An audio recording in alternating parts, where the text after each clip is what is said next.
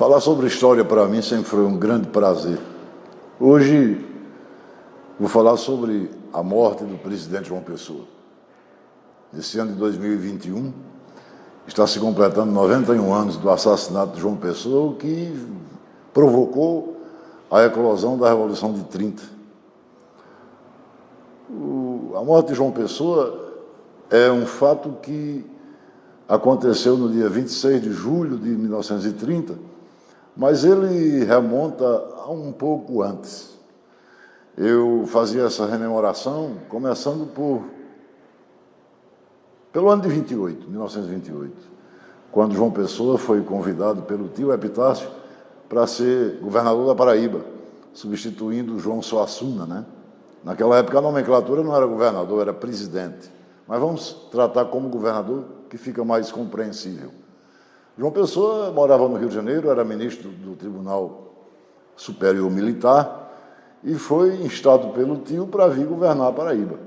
Aceitou o convite e veio, mas a vinda de João Pessoa já causou algum problema aqui na Paraíba, porque o candidato da preferência de João Suassuna, que era o então presidente do Estado, era o delegado de polícia da capital, Júlio Lira. E por conta disso, as lideranças locais já ficaram um pouco contrariadas com essa decisão de Epitácio em trazer o sobrinho. Mas tudo bem, Epitácio era quem mandava e eles acataram. João Pessoa veio para Paraíba, foi eleito, quase que por unanimidade, pelo menos aqui em Princesa, a votação de João Pessoa foi unânime, né? E depois de eleito, João Pessoa tomou posse no governo do Estado. Mas antes disso, em reuniões no Rio de Janeiro, João Pessoa já havia feito referências às famílias Dantas, Pereira e Santa Cruz, Dantas de Teixeira, Pereira de Princesa, Santa Cruz de Monteiro, dizendo que aqui chegando, tomaria algumas providências para enquadrar essas três famílias, né, porque eram as famílias maiores representantes do coronelismo na região.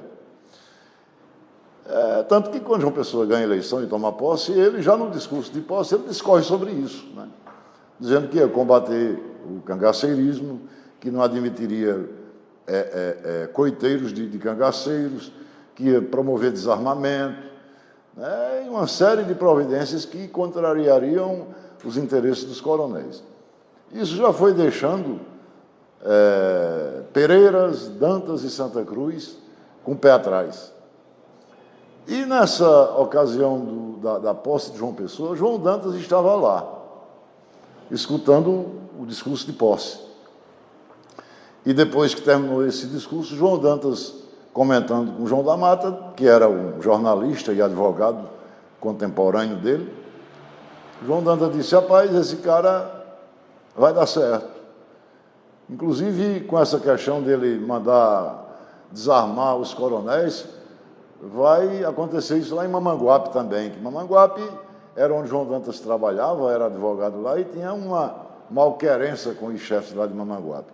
João Dantas começou a achar que João Pessoa, com essa austeridade, né, com esse sentimento de renovação, de ordem, ia punir seus adversários e, por conta disso, criou uma momentânea simpatia pelo novo presidente. Mas aí o tempo passa, né, e João Pessoa começa um verdadeiro desmonte na Paraíba. Manda desarmar os coronéis. Aqui mesmo em Princesa, ele mandou que a polícia viesse para cá, e foram caminhões carregados de armas para a capital, né?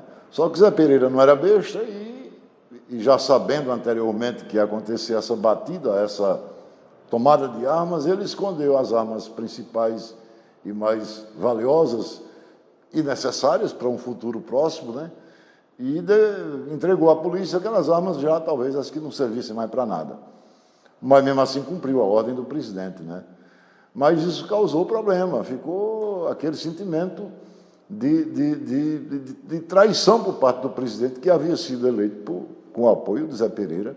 O mesmo aconteceu em Teixeira, Imaculada, em Monteiro, né, na região dos Dantas e do Santa Cruz. Então, criou-se essa querela entre os coronéis e João Pessoa.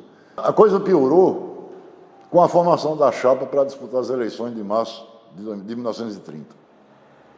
Veja bem, João Suassuna, que havia sido governador do Estado, pretendia ser deputado federal, né? Mas aí João Pessoa disse, não, vamos fazer uma renovação geral.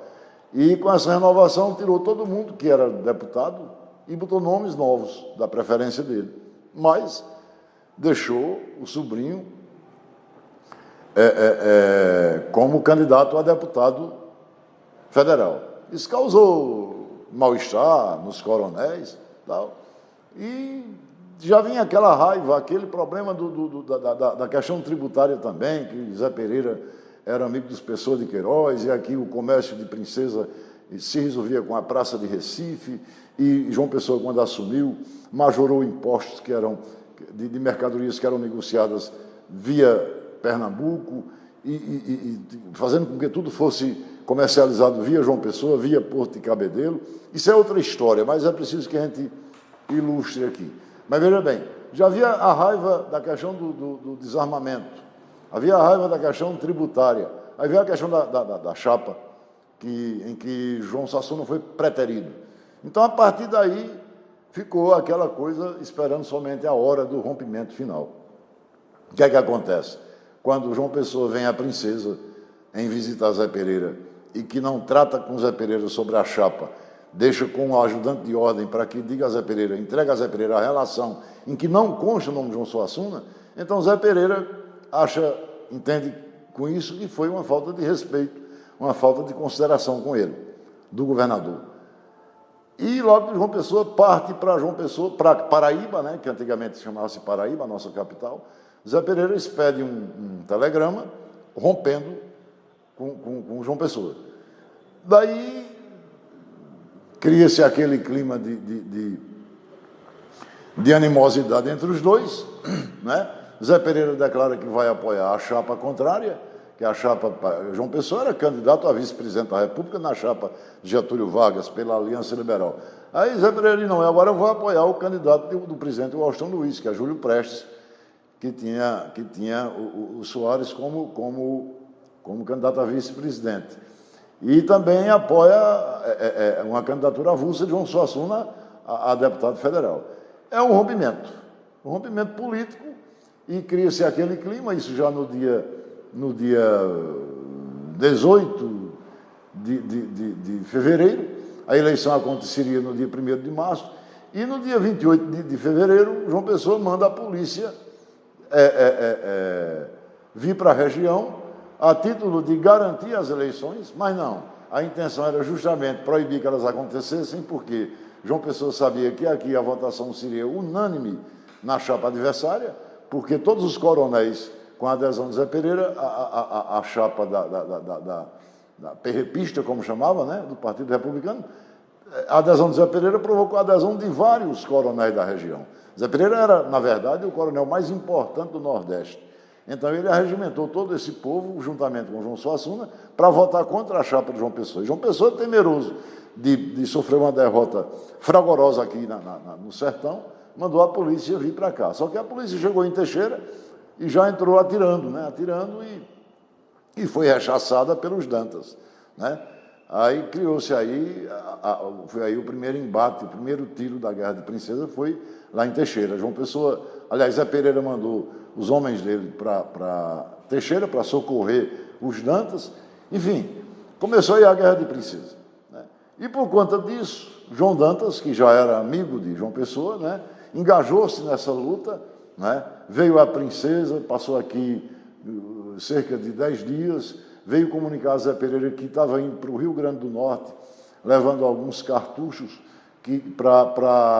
em combinação com o governador do Rio Grande do Norte, o Lamartine, ia partir com a coluna pelo norte do estado, né, através da fronteira do Rio Grande do Norte, para invadir o estado da Paraíba, ali por aquela região do Brejo Paraibano. E João Dantas veio à Princesa comunicar isso a Zé Pereira, né? Então, criou-se aí esse problema sério de João Pessoa com João Dantas, tanto que João Dantas foi obrigado a fugir para Recife, foi morar em Recife, mais exatamente em Olinda, na casa do cunhado, Augusto Moreira Caldas, e porque estava sendo perseguido na Paraíba. E começou aquela guerra através dos jornais, né? A guerra de insultos, tanto pelo jornal A União, que era o órgão oficial do Estado, como pelo Jornal do Comércio de Pernambuco, que era de propriedade da família Pessoa de Queiroz. E essa troca de farpas, essa briga danada, e João Dantas no meio, né? E João Pessoa começou mandou invadir Fazenda dos Dantas, incendiaram Fazenda dos Dantas, e começou esse problema todo, culminando com a invasão e o arrombamento do apartamento de João Dantas e João Pessoa, na Rua Direita, que é ali hoje a Rua Duque de Caxias, perto ali da atual Assembleia, né, Legislativa. E com esse arrombamento do apartamento de João Dantas, divulgaram documentos particulares dele, né?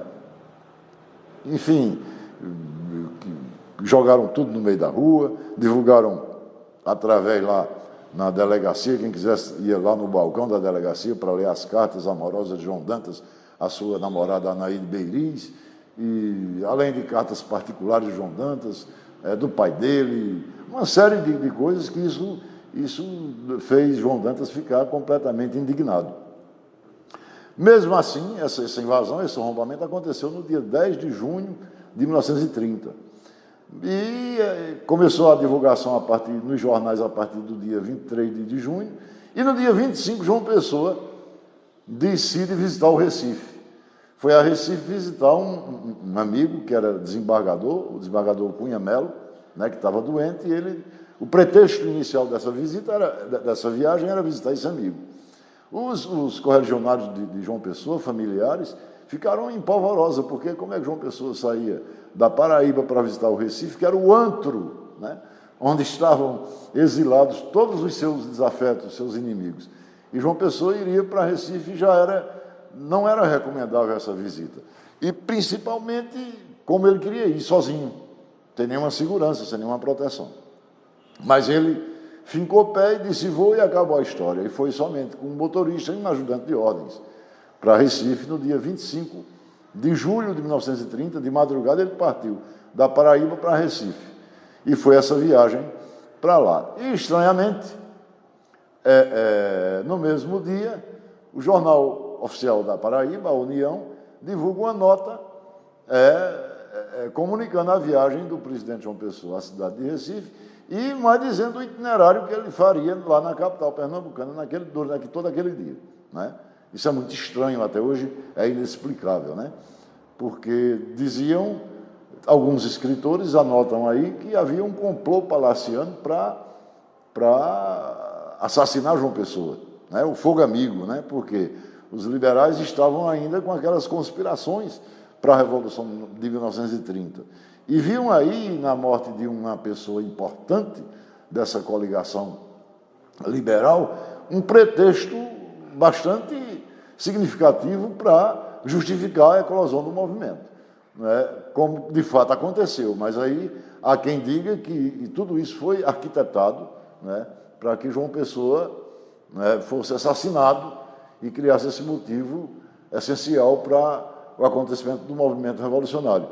É tanto que alguns escritores se referem em suas obras que João Pessoa, na noite anterior à viagem, chamou o cônego Matias Freire no gabinete do Palácio da Redenção e, diante da situação que ele se encontrava, o Estado falido financeiramente, a guerra contra a princesa praticamente perdida, porque a última pá de terra tinha sido a chamada Coluna da Vitória, que ele enviou para Água Branca, para a princesa que foi emboscada em Água Branca, e ele perdeu quase todo o contingente da polícia e todo o armamento e munição que ele tinha conseguido para o ataque final. Quer dizer, João Pessoa estava num mato sem cachorro.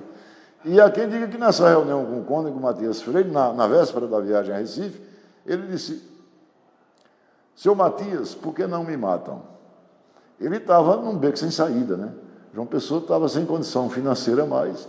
O coronel Zé Pereira, com o apoio dos governadores de Pernambuco, do Rio Grande do Norte, do Ceará e principalmente do presidente da República, né? Então, João Pessoa estava numa situação muito difícil, mas mesmo assim foi para Recife.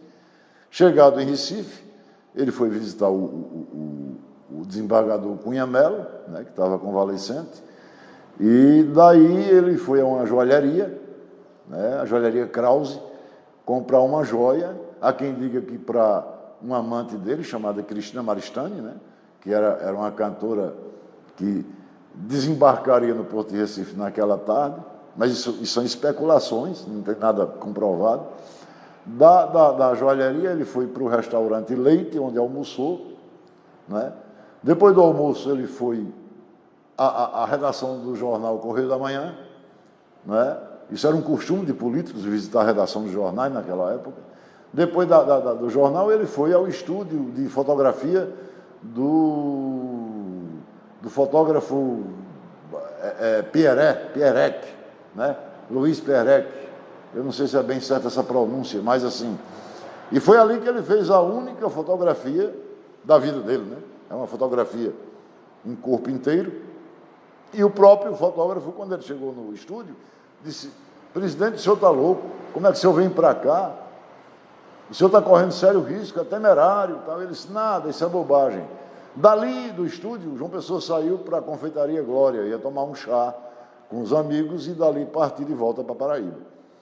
Chegado à confeitaria, ele já estava à espera de João Pessoa, Agamenon Magalhães, que é daqui de Serra Talhada, foi governador do estado de Pernambuco, o Caio de Lima Cavalcante, que era um dos conspiradores lá da Revolução, lá em Pernambuco, e um comerciante chamado Alfredo Dias. Sentaram-se à mesa, lá na Confeitaria Glória, e começaram a ser servidos, né? E, de repente, adentra a confeitaria um homem de estatura mediana. João Pessoa não conhecia João Dantas, e esse homem para na frente de João Pessoa e diz: João Pessoa, eu sou João Dantas, e dispara 3 vezes. Um dos disparos a bala não saiu, e os seguintes atingiram João Pessoa, um no peito e outro no pulso, resvalando pela costela, por aí. E João Pessoa não esboçou nenhuma reação, em que pese trazer no bolso traseiro da calça uma pistola, mas não fez uso dessa pistola. E caiu, né? Quando ele caiu, foi socorrido pelos amigos que estavam presentes. João Dantas saiu por outra porta e o motorista de João Pessoa escutou os tiros, e quando viu João Dantas saindo apressado, ele deduziu que era esse o agressor e atirou. O tiro pegou na cabeça de João Dantas, mas de raspão. Mesmo assim, ele caiu desmaiado e Agamenon Magalhães foi lá e prendeu João Dantas. A partir daí, pegaram o corpo do presidente, baleado, né? Levaram para uma farmácia ali perto, mas ele chegou na farmácia já morto, né? Foi uma situação bastante complicada, porque no fim de tarde, em Recife, né, o assassinato de um presidente de Estado, num período em que estava havendo essa questão de guerra civil de Princesa, com o apoio dos altos comerciantes de Recife, Pessoa de Queiroz e tal, uma repercussão danada. Bom, aí começa as divulgações das notícias para o país inteiro, né? E foi aceso aí o estupim da Revolução de 30. Há quem diga que o estupim da Revolução de 30 foi a Guerra de Princesa. E quem acendeu ele foi João Dantas, com o assassinato de João Pessoa, né? João Pessoa foi transportado depois para Paraíba, onde houve as exéquias, né? E depois resolveram enterrá-lo, sepultá-lo no Rio de Janeiro. Justamente para quê? Para fazer proselitismo com um cadáver, né? Desceram para o Rio de Janeiro, de navio, parando em todos os portos, fazendo discursos, né? E já aí, ao invés de louvarem o morto, era louvando a Revolução, né? É tanto que Barbosa Lima Sobrinho disse que João Pessoa vivo foi o grande entrave para que acontecesse a Revolução, mas a morte dele transformou João Pessoa no maior articulador desse movimento revolucionário.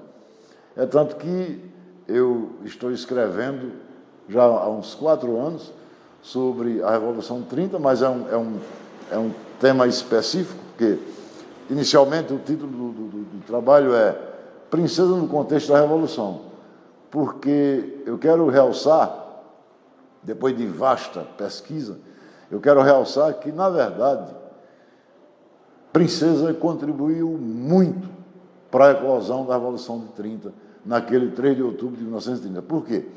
A Revolução já estava praticamente morta. A morte de João Pessoa ressuscitou essa Revolução, nas palavras de Barbosa Lima Sobrinho. Mas isso aconteceu por conta também da Guerra de Princesa. A Guerra de Princesa durou 5 meses. E houve um momento que Zé Pereira queria acabar com essa guerra. João Suassuna também. Mas os liberais do Rio Grande do Sul, de Minas Gerais, não. Eles achavam que a guerra deveria continuar, porque a guerra era um combustível para que se mantivesse acesa a chama de uma possível revolução. E foi o que aconteceu com a morte de João Pessoa. Claro que isso é um assunto que não se pode falar em poucos minutos. É um assunto que a gente tem que discorrer sobre ele muito mais, de forma muito mais detalhada. Mas vai aqui, pelo menos, uma explanação inicial, né, que eu agradeço muito a atenção de todos vocês, especialmente de Geraldo, né, meu amigo, que dá essa oportunidade. É isso. Muito obrigado.